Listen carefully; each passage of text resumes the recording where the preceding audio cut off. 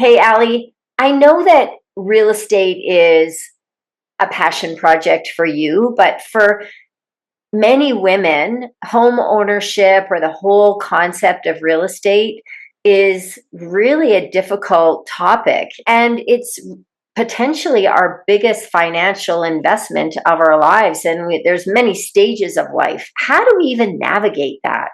Yes, it is a big deal and it does affect us all. And it's good for us all to have at least a little bit of knowledge about how it all works. And today we have a guest to help us understand it more and not be as afraid of diving in or making changes or just learning what we need to know. And we have Miss Mindy Attaway, who is an associate broker with Century 21 Crow Realty in Macon. And she's been doing this for 20 years. So she can fill us in and tell us all the tips and tricks and all the things we need to know. But before we dive into this episode with Mindy, we want to give a shout out to our Girls Talk Healthy Aging listener, Miss Allison Baker. Thanks for listening. Now let's dive in. Welcome to the Girls Talk Healthy Aging podcast, where we dive deep into pressing health and fitness issues facing aging women.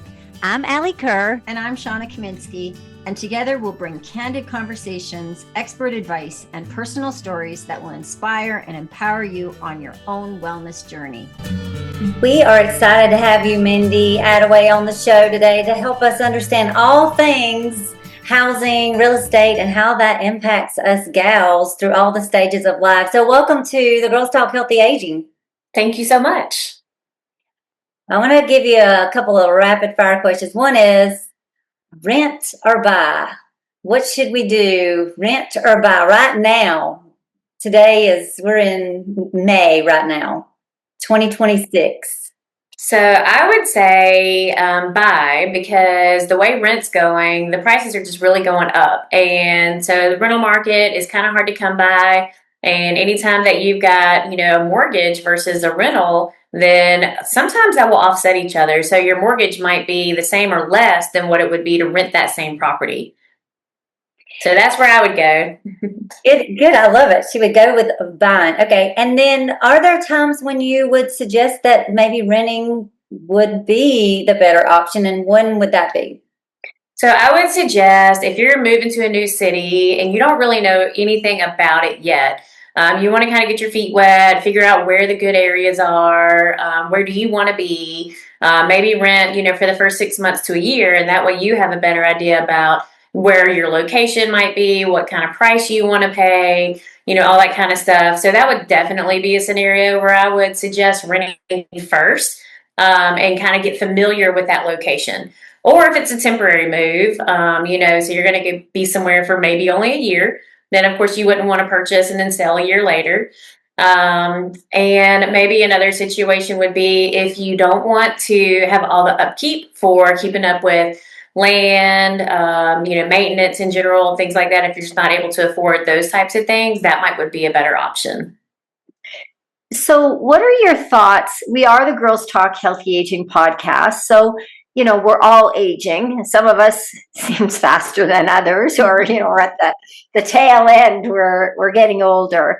And I was listening to an expert that was suggesting if you're a homeowner, you own your home, but you can have a lot of equity in your home, and as you retire, that it might be advantageous to sell and then rent from there, because then you have less upkeep, etc. if you're traveling. What are your thoughts on rental for those people entering retirement? Well, that's a good question. I've always kind of thought that the opposite, that you would want to own your home, maybe be able to pull some equity out of it if you needed it for any kind of repairs or anything like that. To rent something as an older person seems a little bit risky to me, because you don't necessarily know, like, what if the owner sells? What if something happens? There's a lot of what ifs in that scenario. And so, I think it could be a good idea for some people, for sure. But it seems like it would be a little bit safer to kind of stay where you're at and then pull the equity out as needed. And what are some reasons or ways that people could use equity, especially if they're at that retirement age or they're aging or maybe retiring, besides fixing something in your home? Yeah, so you can use that. You can get a HELOC, a home equity line of credit, which you could use in multiple different ways. You could use it to pay off high interest credit cards. You could use it for vacation. You don't necessarily have to use it for your property, but those are some ways that you can make those assets available to you and kind of liquidate it a little bit without having to necessarily sell everything and liquidate everything. So those really, you kind of use it like a line of credit, and anything that you would need it for, it could be useful. And you've been in real estate for a couple of decades now, Mindy. So Yeah. you got into this field. What brought you to real estate? Well, so this is my 20th year that I've been in the business. And so I got in when I was 25. And, I was trying to go to college, trying to figure out what am I going to do with my life? Where's it going to go? And I wasn't really happy with any of the majors that I was choosing, or, the pathways that I might would go. And so my sister-in-law happened to be selling real estate for a couple of years. And I said, well, what's it like? What's your average day? And she's like, well, it's different every single day. Wake up. And then my brother said, yeah, she wakes up and rolls into the office about 10 a.m. And I'm like, I can do that. Not a morning person, but everything really kind of fell into it as far as being a people person. I love old homes, and we have a lot of old homes here in Macon. The history, the architecture, all that kind of stuff. Photography, I love to take pictures, and even taking pictures of the houses and really trying to highlight them in their best way. And oddly enough, I really like filling out forms and contracts and things like that. So I try to make sure everything, every line is accurate, everything is as it should be, no lines are left blank. And, just really trying to help people overall in general. So it just kind of fit that whole perspective that I didn't realize I was looking for until it kind of fell in my lap. And so, I think some realtors get a bad rap because it's a 3-month course basically. And then you can be licensed, you take your state exam, and then you get your state license. And so, but there's a lot more that goes into it. That's the first 3 months of learning the foundation of real estate. But then as you go into it, you grow, you learn the things that you really need to know to be able to be successful. Continuing education classes, and I ended up joining the board of Realtors and moved on up. And this past year was actually the president of the Realtors for Middle Georgia Association. And so getting to know a lot of the other people that do this that you wouldn't necessarily see every day unless you were doing some kind of a committee work or something like that. So really just kind of being around people, all of the things factored in together. And I think that as long as you do what you love and you follow your passion, then you're going to be successful. And I am very happy that I found my passion when I did, because it's given me really a lifelong career that's been very rewarding. We're going to interrupt this interview for just a second because we've got something we want to make sure that you know. If you're struggling with your health, with your fitness, if you don't know where to start, or you know what to do and you're not doing it, we're here for you. And all you need to do to get our help is to reach out to Shawna and I at our email, sapodcast23@gmail.com. And we're happy to help, and we will be in touch. Now back to the show. Well, clearly, having been in the business for 20 years, it's rewarding and personally rewarding, but obviously you're helping a lot of people along the way, which is helping your finances, because everybody works and everybody gets paid. So you've probably seen women in a variety of transitions, life transitions, whether it be some are happier than others, but things like divorce or empty nesting. What are some of the things that we should be thinking about before making a housing decision? So some of the things are making sure that it fits within your budget, not just the price of the house and the monthly payments, but also your utility costs. What is it going to take to pay the electric bill here, or the water bill, taxes and insurance, all those types of things that fall into it. homeowners insurance, everything kind of ties in together. So those are definitely some things to think about, to make sure that not just the purchase price falls within your budget, but so does everything else, as well as, keeping it maintained. You may have to spend some money to have the AC repaired one day, or, eventually if you live there for a long time, you may have to have the roof replaced. And so kind of budgeting for those types of things definitely is something to think about. And if you are someone who's single, and you don't necessarily have someone to do handyman type repairs around the house, it's nice to either find someone who can assist with those things that isn't going to charge you too much to do these types of things. Or, just kind of be knowledgeable about those things yourself. Women are strong. We can do a lot more than we are given credit for. And so there are some things that we can do that we may think we have to call somebody for, but we can actually do it ourselves. So those are some other different ways to think about it if you don't necessarily want to pay for somebody to do it, or, you don't have someone in your life to be able to do that. Learn how to do it and take care of it. And that would save a lot of money and makes you feel more independent and strong overall. Yeah, I love that we can do some things that it's amazing what I've learned to do in houses that we have. And I know real estate is not for the faint of heart. I was a real estate agent, and you have to learn how to sell and how to market. Now, it's not just like showing some houses. There's a lot to it. And you have to learn about working with bankers and working with loan officers. And there's so many pieces. And so many women are real estate agents. It's a very female, I would say female, would you say female dominated field? Female dominated, for sure. Yeah, absolutely. Yeah, we go to conventions all the time, and the majority of them are female. I mean, there are a lot of men that are in the business as well, but it is about forming relationships. I think that's one of the biggest things, because, I may know a buyer who's thinking about a certain property, and, well, maybe I know somebody who's about to sell it, and these things just kind of work together. And, knowing what type of loan officer might work well with a specific buyer and who may not work well. Closing attorneys, I try to line up the closing attorney with my buyers, whoever it is that I feel like they would fit very well with and kind of mesh with. So it's all about forming those relationships and knowing how to make them work together cohesively. Yeah, for sure.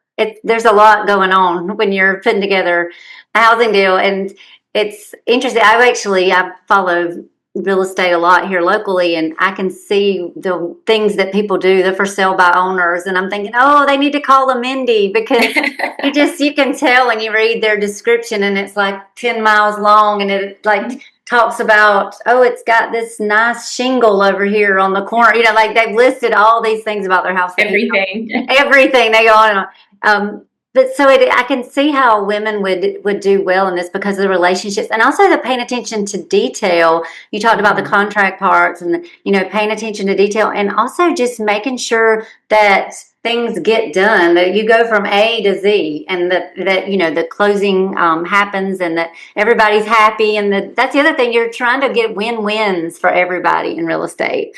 That's right. And that's really important to me, is to try to have that win-win. And I don't want one party to feel like they have given too much, or, that they've just kind of run over the other party. I want everybody to be equally satisfied in the whole transaction. And if it's not, if it's a property that it's not for that person, and they just feel like they can't work with it for whatever reason, then I think it's important to let that go. Don't keep trying to harbor it, because either, just kind of like in our situation, we went to somebody else and everything worked out very well, but that can work with buyers and sellers. And some people will try to just kind of like keep it all together when the client isn't happy, when they don't want to move forward with it. Then I think it's best to just kind of let it go sometimes. And then you end up having a better relationship overall. And there may be something else, a different property, a different, situation that could be helpful in general. And I think that's where our relationship skills come into play. Just knowing kind of like basically when to say it's okay. You can walk away, and that's okay. Well, when you consider that home buying is probably the biggest investment that most people are going to be making, that relationship building and trust is so important. Can you give an example of when when you've had to have a difficult conversation as to this negotiating aspect of the job, and how you've had to kind of Yeah, so I recently sold. I do a lot of residential and I do a lot of multifamilies as well, and investments and different things like that. So I recently had a situation. It was 6 units, 2 different properties. There was a lot of moving parts. Some were short-term rentals, some were long-term, some were vacant, and just a lot of moving parts. And it was a very difficult seller. It was a man.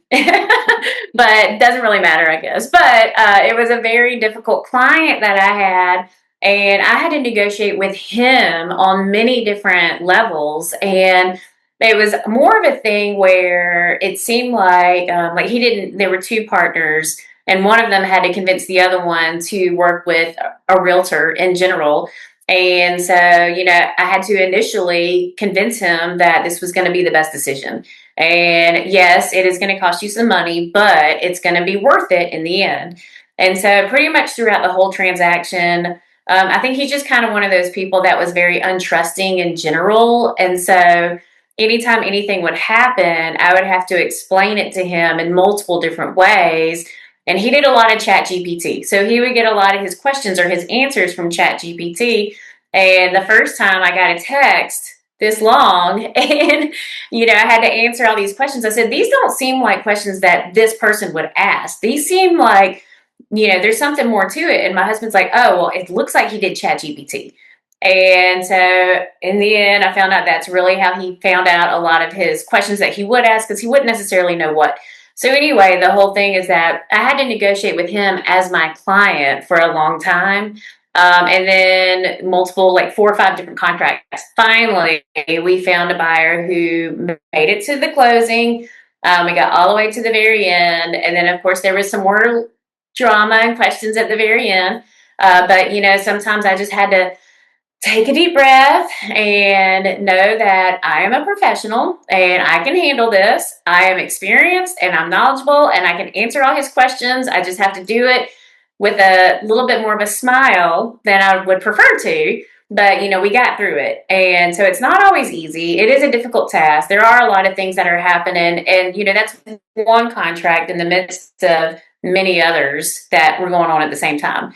So, trying to make people feel like they are your only client. They're the ones you're taking care of. And so I really try to relay that and make sure that he knew that I'm doing my best to take care of everything. And these are normal procedures and, it's okay. Everything's going to be fine.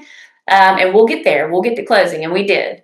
So that was one way. But in some instances, you have situations where it might not be the right property for somebody and they find, all these different reasons, and they might want to stick with it, but that there could be something else that's better for them in the end. And more often than not, when one doesn't work out for some reason, we find something even better, and they're so thankful about that. And I've had people tell me years later, I thought that the house we lost initially was going to be just, that was the one. I thought that was going to be our forever home, but then we found this one. And now that we've been here for 15 years, I found this is the one, and I was able to use it in such a better way that I wouldn't have this other property. So, it's not something that or you see in the beginning, but it kind of plays out over time. And I just firmly believe this is where these people are going to live or invest or, whatever it is their plans to do with it. And I'm not going to try to convince them that this is the thing that they need to do if it doesn't feel right to them. So I think following your heart, listening to those people, really accepting what they have to say and hearing what they have to say is very important. Well, one of the reasons I brought this up is to give an example for those people that are potentially thinking of buying or selling, and for looking for characteristics in a professional that they want to work with. And you are explaining exactly that, like the art of negotiation, finding someone that you resonate with. And is there ever a time that a person should walk away from working with someone? Yes. So I've got an agent that's here in my office and fairly newer agent, but they had also a difficult client. It was a buyer. And so the buyer would want to see things that were either outside of their budget or, very odd times. And I felt like they were clashing a lot.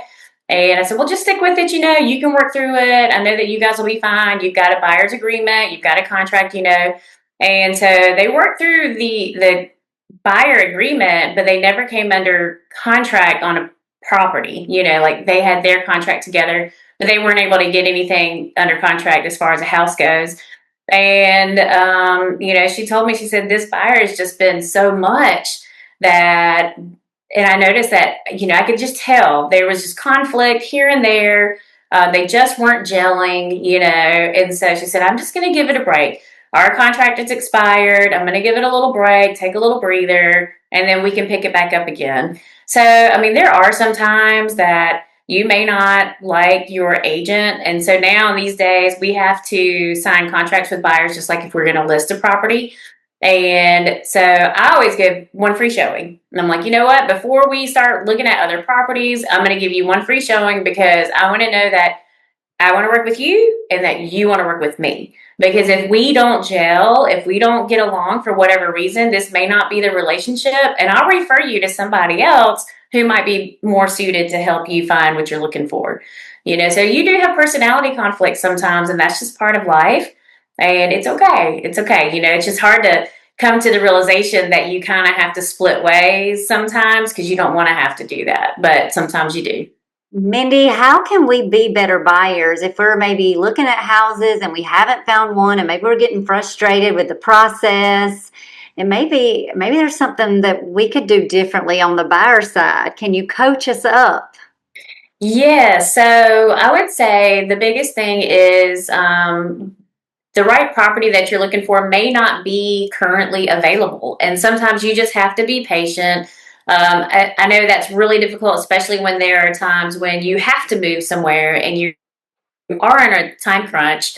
But patience is really the key to just knowing that there's going to be something else listed tomorrow or next week that might fit what you're looking for. But also knowing your market, knowing locations.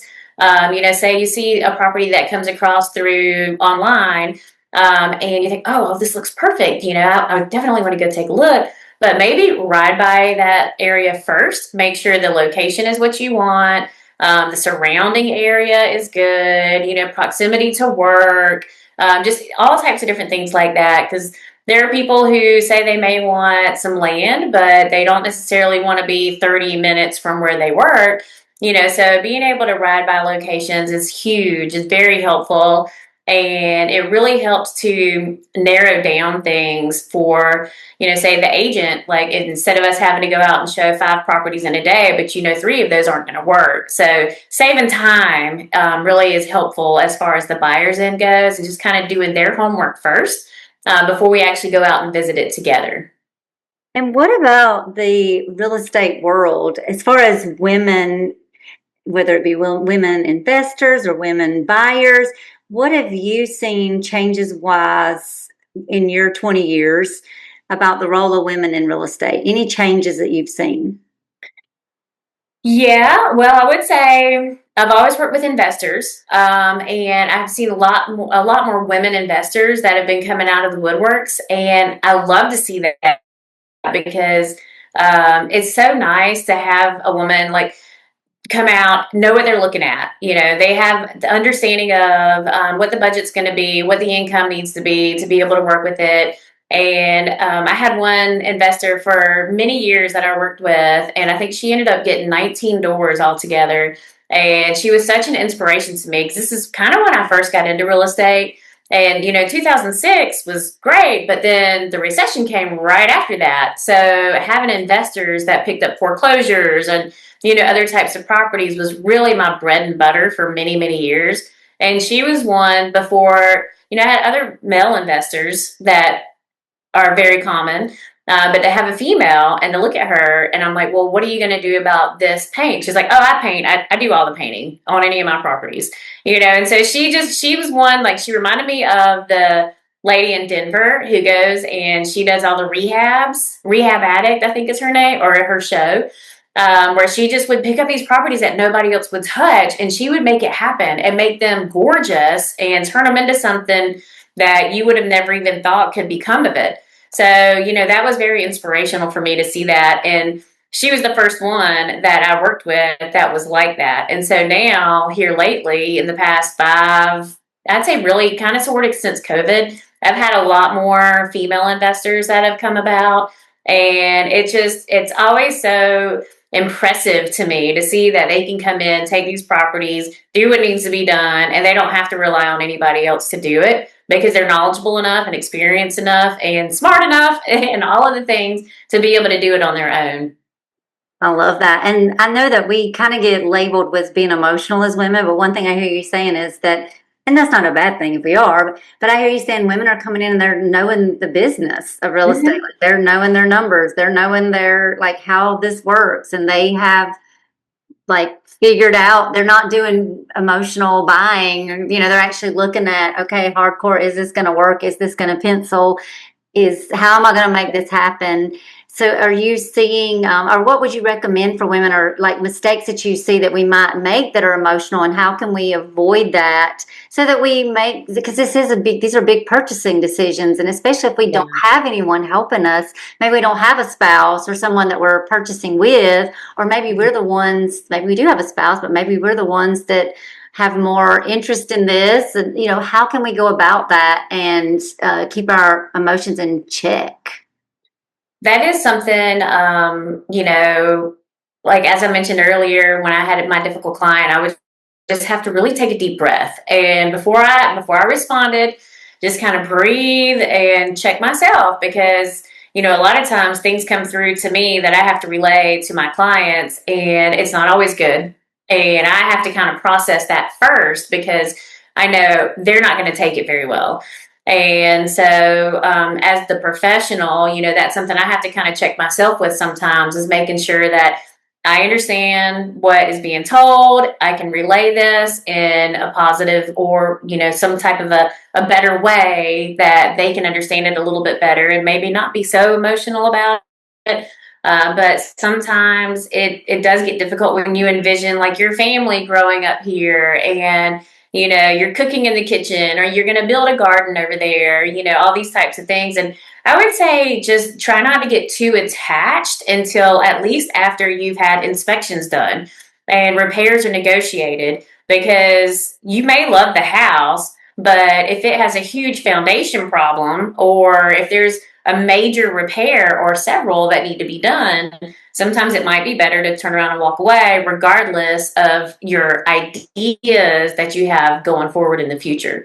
So sometimes that is difficult. And I have had people, like many different people over the years, that have just been so sad to lose a house and walk away, either because somebody else won it in a bidding war during COVID that was rampant. People were paying $20,000, $30,000 cash over the value. And it was very difficult for buyers to get houses, and people would get heartbroken and they would get so discouraged. And I hate that. But, just again, knowing that there will be something else coming down the road. This is not the only house. There are going to be other things that you may not realize, but are going to be way better than what you may not be able to get right now.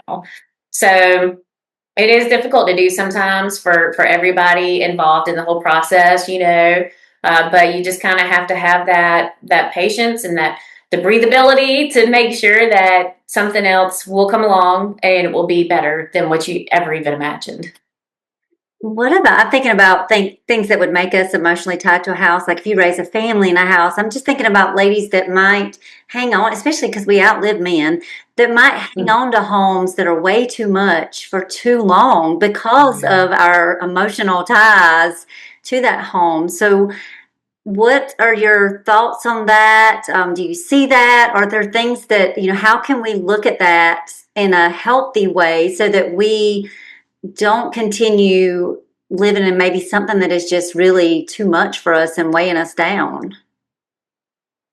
Yeah, I do see that sometimes. And A lot of times it's maybe if the parents have passed away, you're an adult, you're having to handle their estate, that's very difficult. Or if it is a divorce situation and the house is too much to handle, I think maybe knowing that there are other options available that are going to be a fresh start, a clean slate, that is a big realization to make, so it's like the Marie Kondo aspect. Whenever you have your house is full of clothes and clutter and all of that, and you're just kind of overwhelmed with all these things that are everywhere, sometimes it's better to just say, you know what?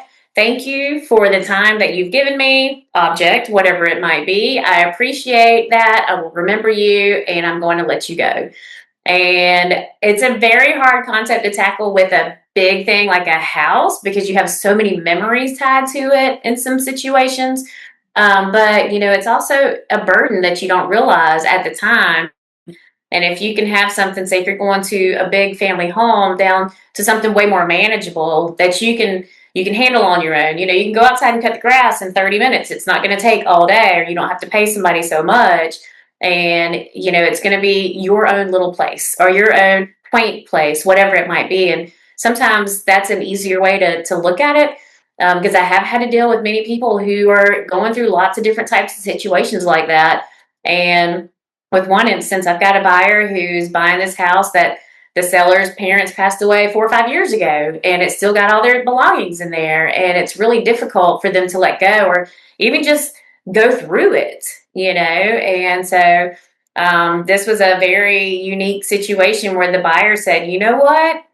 If you don't want these things, we'll buy them with the house. We'll just take it and we'll handle it for you. And I didn't know how the seller was going to respond. Do they want to go through these things? Do they want these items?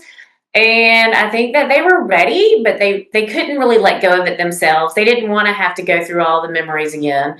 So they agreed. And, it's just sometimes you have to think creatively and out of the box a little bit. And it's surprising what may come of that. Yeah, there's the art of negotiation or finding creative solutions to difficult situations. What about the woman maybe in their 40s or 50s that might not even be in the market yet and feels like it's too late? Is there a way for that person to find a home, build wealth through property, be a homeowner themselves? Can you speak about that a bit? Definitely. Yeah. So I know here in Georgia, we've got, everywhere, there's multiple different types of loan options. And we have a lot of first-time buyer loans, I'm sorry. So that way, if you, say you're older and you haven't been able to save a whole lot of money, but you've always wished you could own your own home, then there are loans out there that are 100% loans. So, you may have to still pay for closing costs, but a lot of times you can negotiate that in the contract where the seller will assist in your closing costs. And I had a situation recently where the buyer is probably their late 50s and they had never owned a home before. And they got one of these first time loan programs. And they did have to put money down up front for earnest money, the deposit, and had to pay for the home inspection and things like that. But once we got to closing, they only had to bring like $200 or $300 to the table. And so if you think that you can't afford it, there are options out there with different lenders, different programs you can go through. I know here in Macon, we've got like an affordable housing program to where you can go through these different classes and you get credits from different lenders who can assist you with those down payment costs and closing costs and things like that. So, I would say try to save as much as you can, because you never know what's going to happen with it. But look into the options or talk to a professional who can lead you in the right direction and show you that, you don't have to put 20% down when you're buying a house. You can go into it with a whole lot less if you don't have all that cash on hand, and you can get assistance from different areas that can really assist with that. And give us your Mindy's predictions about the market, and maybe there's little shifts happening in different states and across our country. And Shawna's in Canada, so she's in a different market. So what are you seeing in our market here locally? It may not translate to everybody. That's right. Every market is completely different. And so Macon is different from Atlanta, which is different from, anything in Alabama or New York or California or any of the places. And so I think that it's important to really kind of know what's going on. And I know the past 6 weeks or so, it was a little bit scary start to this year because usually spring is when you're really busy. That's kind of when the floodgates open because people want to move during the summertime. And the beginning part of this year was a little slow, made me nervous, but it has to do with interest rates. People watch those carefully, and if they go down a little bit, then that kind of opens up a whole new world of buyers. But the economy is also something that people definitely watch. All the different things that are going on in the world in general make people a little bit nervous, I think. But here in the last 6 to 8 weeks, there has been a surge of properties going under contract, moving pretty quickly. You've got multiple offers in some situations. And so we're still seeing that here if it's priced well, if it's in good condition. So there's a lot of factors that fall into it. But I definitely see our area, Macon has such affordable housing compared to Atlanta or Savannah or, anywhere else in Georgia that's going to be a bigger city. And so I think that we're remaining stable where we're at for a while. We have kind of like the equal balance between buyer and seller. So it's not a seller's market or a buyer's market necessarily. It's really kind of remaining a very stable market. And I think that's going to continue because interest rates are kind of about where they are, where they've been for the past few months. And we would love for them to come down just a little bit into the fives. That would really help us out, I think, tremendously. But some people can get a rate that is a little bit lower depending on their credit and their income and all that. But I think that we're going to continue seeing a nice steady market here in this Middle Georgia area. And what do buyers, what are the, I guess not maybe trends, or what are buyers attracted to as far as, are they looking for, suburbs, walkability, older homes, newer homes? What are you seeing being the thing that buyers are wanting right now? Well, it's so particular to each person, so that's kind of hard to answer. Walkability is big. I know that in our area, they're doing a whole sidewalk initiative, and so they're trying to put sidewalks in a lot of different places that may not have them right now. Safety, that's another big one for sure. And even though, I love the historic homes, anything built before 1900, but they also require a lot of maintenance. So you have to really kind of know what you're getting into with something like that. I think here a lot of people are looking for a moderately sized home, say about 2,000 square feet, give or take. 3 bedrooms, 2.5 bathrooms. That's, kind of seems to be the trend overall in general. And the price can vary depending on your location and what the amenities are, what it might have. But we don't have a whole lot of new construction here. So a lot of our houses were built kind of like mid-century, 1940s, 50s, and 60s. And those are great, solid houses. They have good bones. And so even though cosmetically they might need some paint or, some updating here and there with the kitchen or the bathroom, those are ones I'm seeing a lot of people who like that retro vibe, vintage properties, even the pink and the green bathrooms are kind of making a comeback. So that's really interesting to see that, especially in the younger buyers. They really kind of appreciate that. And so that's fun to be able to see that. So not everybody necessarily, I don't think, wants new all the time. And you definitely have people that only want new. But there's such a variety of things that we have to offer and of what a buyer may want. So it's nice to have a nice selection for them to choose from.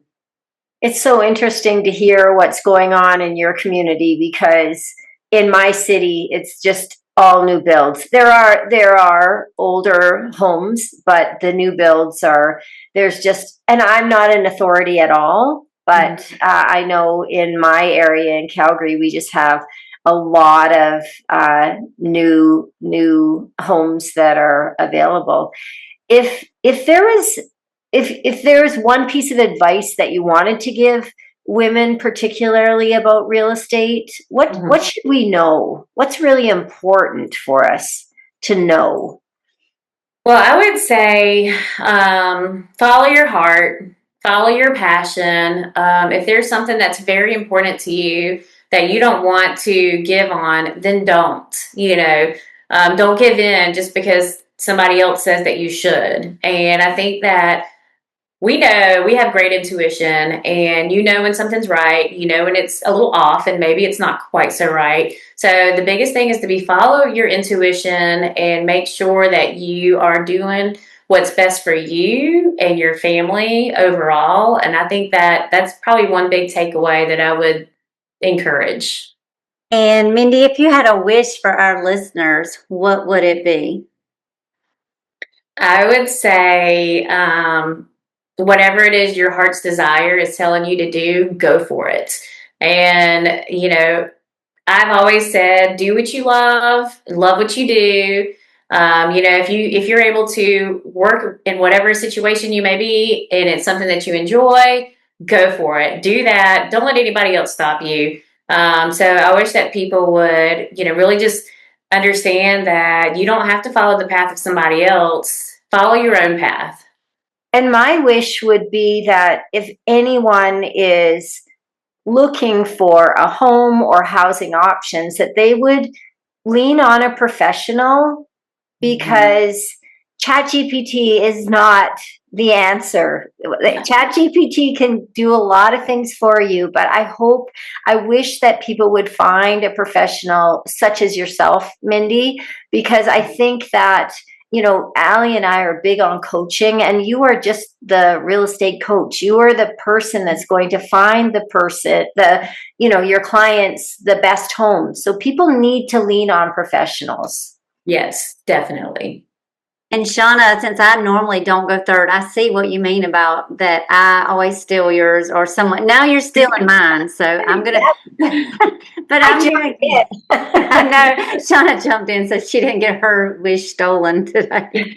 My wish would be that as gals, that we realize that we can do hard things, and we can learn things. We can learn new things, and so even if this is an area that we don't know anything about, that there's lots of women professionals in real estate. So we're in good company if you're looking to buy or sell, and you can learn how to paint the walls and fix the toilet if you want to. And if not, there's help out there. So don't be afraid of real estate. Thanks for listening. You'll find me, Alli, on Instagram at Alli Kerr Fitness. And you'll find me, Shawna, on Instagram at Shawna Kaminski. Feel free to pop us a DM with questions and or feedback. If you're enjoying the Girls Talk Healthy Aging podcast, please subscribe and share it with other health-minded women. Ratings and reviews are also much appreciated and help us get our message out to a larger audience. Until next time, be healthy and be happy.